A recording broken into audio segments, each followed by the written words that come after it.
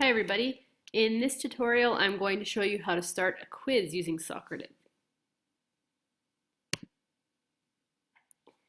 In order to begin a quiz, you're going to select the Start a Quiz from the dashboard. And underneath that tab, it's going to open a new page and it will display all of your quizzes that are available for you to use. So you can see here, these are all the quizzes that I have available for me to use. And I'm going to select this World Facts quiz to start. Once I select that, I have three options for the type of quiz that I want to start. So the first is the student paced, which gives them immediate feedback. After each question, they can see their feedback immediately. They have to answer the questions in order and can't skip or change their answers. And then I can look at their progress as they're completing the questions. Another option is student paced. In this one, they can skip questions, choose the order that they want to do them in. Okay. Once they've completed, they can submit the entire assessment, and you're able to monitor the progress using that same live results table. And then the third option is the teacher paced, which you control the flow of questions, and you send one question at a time, and then you can only visualize the responses as they happen. Okay. So I'm going to show you how to start a student-paced quiz. My additional options that I have are to disable student names. If I disable the student names, I'm not going to know who is answering the questions.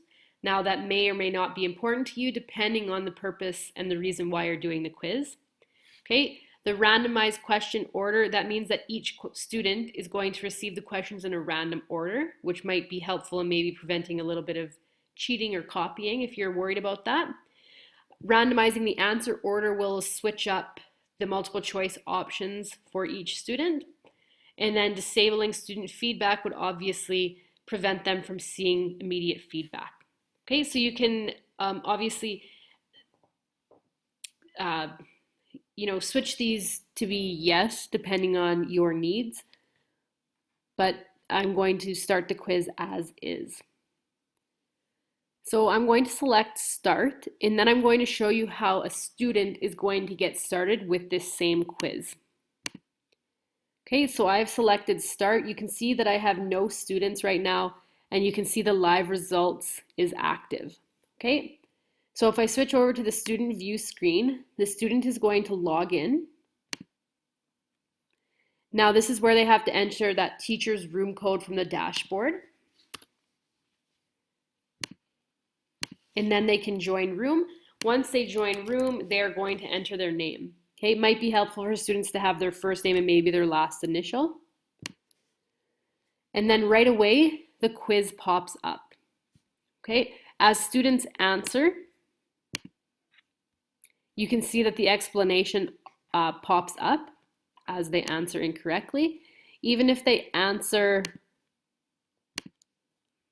correctly, it will still provide that explanation. Okay. So as students are answering, if I flip back to the teacher view, you can see that Ashley M has scored a 60%, got question number 1 wrong and answered C, question 2 wrong, answered false, and question 3 correct, answering B. Okay. Going back to the student quiz, I'm just going to show you what happens once they finish.